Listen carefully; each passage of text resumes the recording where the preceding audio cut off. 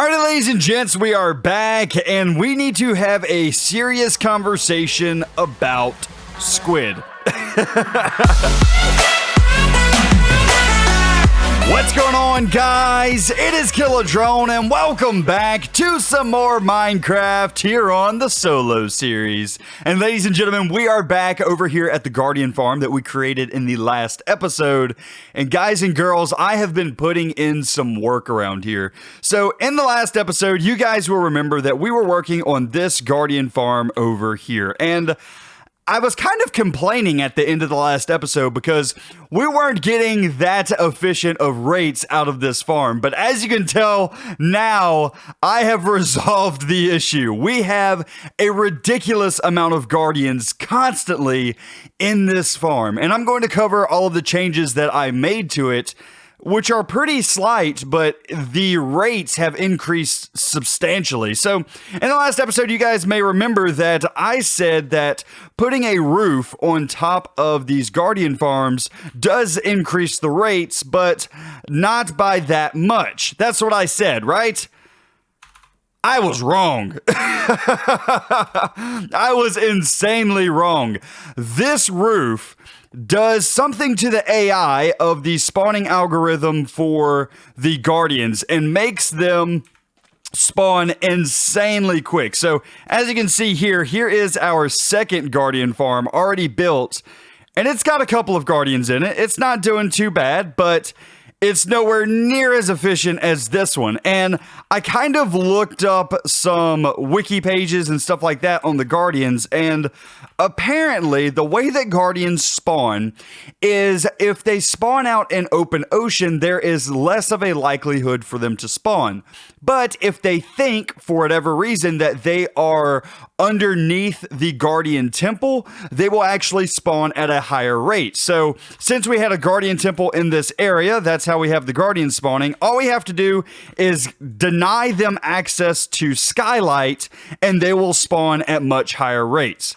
Now, I know that I am losing out on some efficiency with this build by having sea lanterns and glass in here, because technically, since glass is a translucent block, they do still have access to Skylight, but I covered up most of the area with the solid blocks.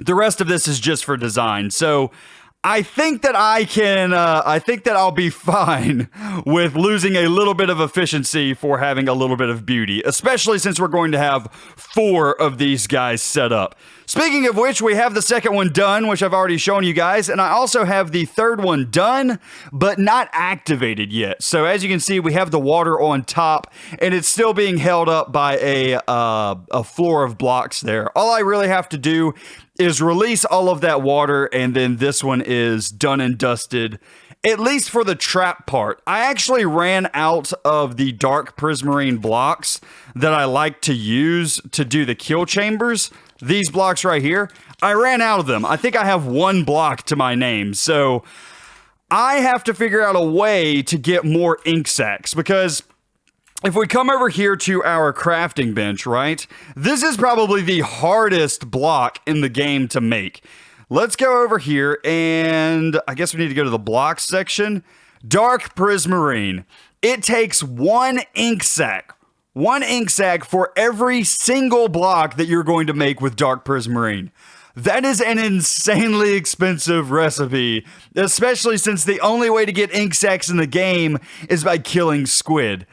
So yeah, we're going to have to find a way to farm up these squid. Probably at the end of this episode, I'll start doing some prep work on that project. But in the meantime, I think that I do have enough ink sacs in my inventory for the meantime to get this kill chamber actually built today. Which is something I wanted to talk about because in the last episode at the end, good lord, you guys are loud. You guys are insanely loud. How many of you guys do we have in here? About 50? Good lord. Hold on. We got to turn down some sounds, boys and girls. That is... Can you guys be quiet? Man! You guys are insane. Okay, so In the last episode, I was complaining because there wasn't a way to push the Guardians forward and into the lava, as well as have them in an area that I can easily hit them with my sword. So basically, I wanted them all pushed toward the front. That way I could hit them in order to get the XP. Well, I actually found a pretty easy design in order to resolve this issue. I'm going to take a sleep real quick, and then we're going to go into this other Guardian farm that is finished, and I'll show you guys what I did. So, if you guys remember, at the bottom of this entire farm, there is a 4x4 area for the Guardians to fall into. Whenever the Guardians fall into there, they're supposed to fall through a sheet of lava, and then just sit there waiting for me to attack them with the sword. The problem is, if they just fell through that 4x4 area, I couldn't reach them while they were at the back. So what I did was I come up with a simple design just to move the guys forward.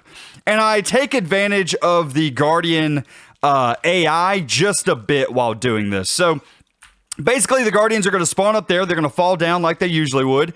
And while they're in these rivers, they're going to be pushed toward this 4x4 center.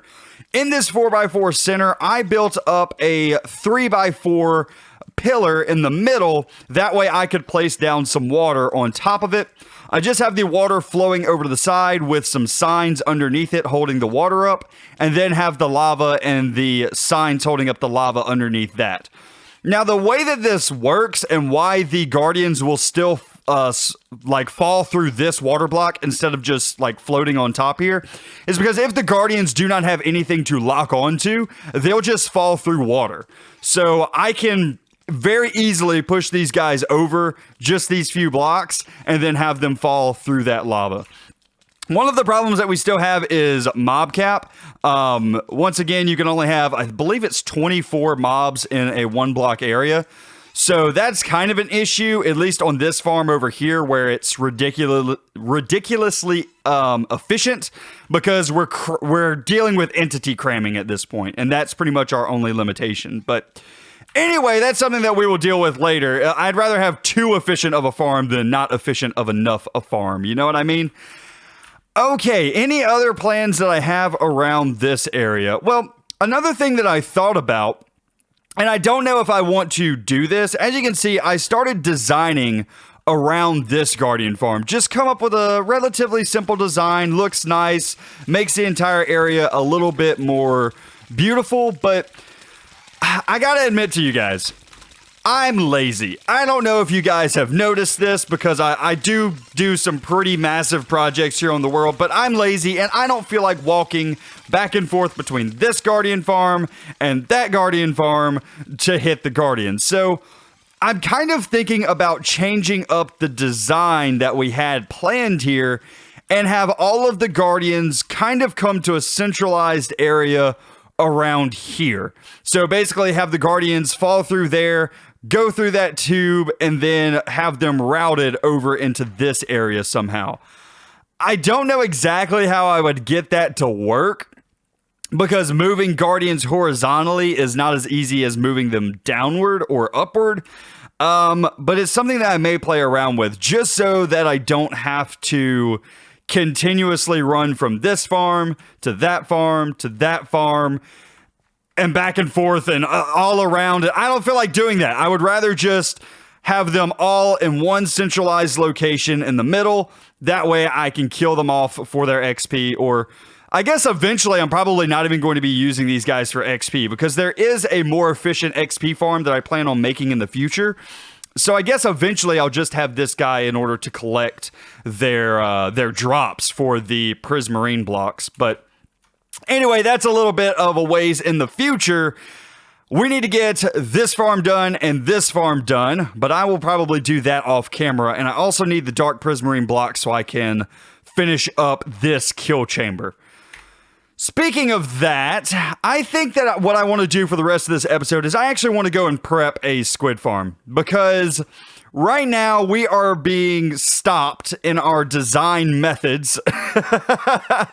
Oh man, that's such a funny sentence there. Anyway, we are being stopped in creating designs how I want to create them, because I do not have enough ink sacs. And getting ink sacs in this game is not difficult, it's just time consuming because you have to kill off squid in order to get ink sacs. And getting a lot of squid to spawn into a area is not exactly the easiest thing. So I think that's what I'm going to work on today. I'm going to head back over to my main base, to my storage area, and we're going to head over to the desert that's near there. And I have a plan in order to make us a squid farm. So I'm going to go ahead, I'm going to make a cut, and I will bring you guys back when we are over at that desert. Alright, ladies and gents, we are back, and we need to have a serious conversation about squid. So, in order for us to make a squid farm, we need to know a little bit about how squid actually spawn. So, there are actually 3 biomes in the game where squid can currently spawn. So, those biomes are beaches, they are rivers, and they are oceans. Well, I don't particularly want to drain out another ocean, and beaches are not the easiest thing to find anymore, but here in my desert that I'm currently in, as you can see, we have some squids. That's because this entire area here is actually a river biome, which means that squid can spawn here, and they can spawn here in pretty high rates as well, because we're in a desert, so there is no ocean around, there's no beaches around, there's nothing like that that can get in the way of squid spawning somewhere else. So what I can do, basically, in a very rudimentary element here, I like how I'm trying to use big words today as if I'm some type of professional Minecrafter. Anyway, basically what I can do is I can limit the spawn area for the squid. Basically what I can do is I can remove water from huge areas like this and leave them just a very select area, basically our trap, for them to spawn in. Now, I found an area earlier that I really liked that was over there. But since then, I actually found the perfect area for a squid farm. It is literally the best area that I think we could have found. So let's go ahead and head over here. So if we come to where the river looks like it begins, so right about here, right? You can tell that there's still a very slight grass change over here, and I know it's nighttime now, so we're going to have some problem with some husks and some zombies and stuff wanting to come and say hi. Can you guys get out of here, broskies? You guys would be real heroes. Thank you. All right, so we're going to continue where the river looks like it ends, because the biome itself, if you see in the F3 screen, actually does not end, and it wraps all the way around right next to the dark oak forest over here. And it basically just follows this desert until it changes into plains for just a moment, and then it changes back into river on the other side of this little hill. And this, ladies and gentlemen, is actually the perfect area for a squid farm. There is hardly any river biome around here, like literally none for the most part, because the river is a good ways away. Like if I get up on top of this hill, the closest section of the river is right over there. So that would be the only section that we would have to drain out for the most part. Not to mention, you know, the obvious sections right there. Can you get out of here, Mr. Skeleton? You are sniping the absolute poopy out of me, man. Get out of here. I can't deal with it today. Okay, so for this section of river, we basically just have to drain like these little parts here, and then we need to drain that little part over there, and then probably a little section of that over there. And then after that, we're done. Like, this is literally the least amount of draining I think we'll ever have to do for a squid farm, because there's literally no other water around. There's no oceans, there's no other rivers, there's nothing. And it doesn't matter what is in the dark oak forest biome, because it's not a river, it's not a beach, and it's not an ocean. So any water sources that's in the dark oak forest also will not count toward the squid cap, meaning that everything will be spawning right in here. All of the squid that can spawn will spawn in that area, which is absolutely amazing. So We do have a little bit of draining to do, but not very much. I believe this river continues in, let's see, in this direction just a bit, which isn't ideal. We do have a little bit of river to get rid of, but nowhere near the amount as if we were trying to do it like over in that other area that I planned on doing it. So this is absolutely perfect. Ooh, that's a pretty big cave over there. Hello, Mr. Cave. Hello, Mr. Zombert. How are you doing today? All right, let's go ahead and head back to our base. We're going to grab a bed up, move it over here so we can sleep. And then what I'm probably going to do is set up kind of a temporary base over here because it's going to take us a while to get this squid farm up and running. And it'll probably take us multiple episodes as well, just because the draining's going to take a while. The actual building of the farm is going to take a while. So we got a heck of a plan on our hands here. But I'm going to go ahead, take a sleep, and then I'll bring you guys back. And we're at least going to map out what we're going to do for the squid farm in this episode. And we'll probably actually start construction in the next episode of Minecraft. Mostly because I don't have a ton of time to drain out all of these areas today. So I'll be working on that this weekend when I have a little bit of time. But anyway, I'll bring you guys back in just a second. Alright, ladies and gents, we are back. So I have myself a small base of operations going here. Got myself a bed, got myself a super smelter system going on here. That way I can smelt up the sponges. Now what I want to do is kind of lay out where I want the actual farm to be. So I kind of need to take a look at this area kind of in a cross-section manner, because we want to have the maximum amount of spawning spaces possible for this area, but we also do not want to have to basically deal with spawning spaces that will not be spawning squid. So, for instance, if I take a step off to the left, I am now in a desert biome, but if I'm over like here, I am in a river biome. So my plan is to have the most amount of river and the least amount of desert or dark oak forest whenever planning this area out. And the reason for that is we don't want a ton of spawning spaces where squids absolutely can't spawn. So like all of this desert stuff, squids can't spawn here. Even if there's water here, they still can't spawn.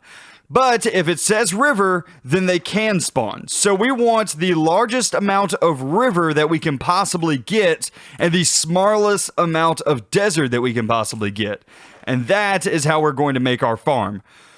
Now, I don't entirely know how big that is. Like, I have these set up here, which would be a pretty big area, but I'm not sure that that is the most efficient area. It may be better for us to kind of shift this pylon forward and over to say like right here, and then just have like a long strip instead of a long and wide strip. I'm not entirely sure. This is something that I'm kind of contemplating, because I want a ton of spawn spaces, but I don't want to have to do extra work that is not needed. So I'm kind of trying to figure out what exactly I want to do here. I think I actually do want to move this area in. Do I have an axe on me? I do not have an axe on me. Let's go ahead and make an axe. Let's get a crafting bench down, and let's just make a simple stone axe will be fine. I just want to be able to tear this wood down relatively quickly. Okay, so let's actually tear this up, tear these couple of blocks down, and let's move this over slightly. Let's move it over to say, let's say right here. Will this be a good spot? Is this river? This is indeed a dark forest. Dark forest. So right here, dark forest. Here is river. Okay, so we will have this be our corner block. So we'll just build up like that to mark it. So this is the front right corner. Now what we want to do is swim in a straight line here. And we'll do, all of this is desert for the most part. River, river, river, river, river, and it switches to desert right about here. So I think this will be a good spot for the corner of that. And then as for this guy, we can actually move him over a bit, because we want to encapsulate all of these river spots too, I believe. So if we do F3, yes, all of this is river. So we will move this over to about right here. We should be fine. So we are going to have a little bit of desert here and a little bit of dark oak forest, but it's not going to be horrible. And then all we're going to do is connect up the blocks here to right here. Is that right? That looks in line. That looks in line. Okay, so this is where our squid farm will go. So I'm going to have a little bit of terraforming to do around here in order to clear this area up. But that's okay, because I will actually need a ton of wood for fence gates whenever we do this farm as well. So that will be completely and totally fine. Man, oh man, this is going to be a big project, but I think this is going to be probably our most useful project that we've done so far. I mean, not that the Guardian Farm's not, not useful, but this is going to be one that it's very hard to get ink sacs in the game. So having something that can automatically farm them for you is going to be extremely useful. Whereas if you needed to get Guardian stuff, you could just go out and kill Guardians. Killing squid, getting them to spawn in at a relatively consistent pace is not the easiest thing in the world to do in this game. So manipulating these biomes like we're going to do here is going to be extremely useful for getting a ton of ink sacs. So I'm actually really excited for this project. I've never done a squid farm in Minecraft before, so this is going to be kind of a new experience, but also a fun experience. I think that this is going to be a really cool farm whenever we actually get it done. So I'm excited. Let me know what you guys think in the comments section down below, but I think that's going to be it for today's episode. We have everything marked out exactly how we want it, and I just took down the one pylon that I did not need to take down, didn't I? I needed to take down this one. I'm a dummy. But anyway, guys, that's going to be it for me today. I do hope that you enjoyed. Let me know if you're excited about this project. I know we didn't get a lot of work done on it today, but I just needed to give an update for the Guardian Farm as well, some of the changes and updates that I made to that guy. It is extremely insanely efficient now, and I'm super happy about that. And the Squid Farm should be the exact same, should be extremely efficient whenever we finally get this guy done. But anyway, guys, that's gonna be it for me today. I hope you enjoyed. If you did, be sure to leave a like on the video, as well as if you're new around here, be sure to subscribe. But that's gonna be it for me today, guys. I hope you enjoyed, and I will see you in the next one. You guys have a great day.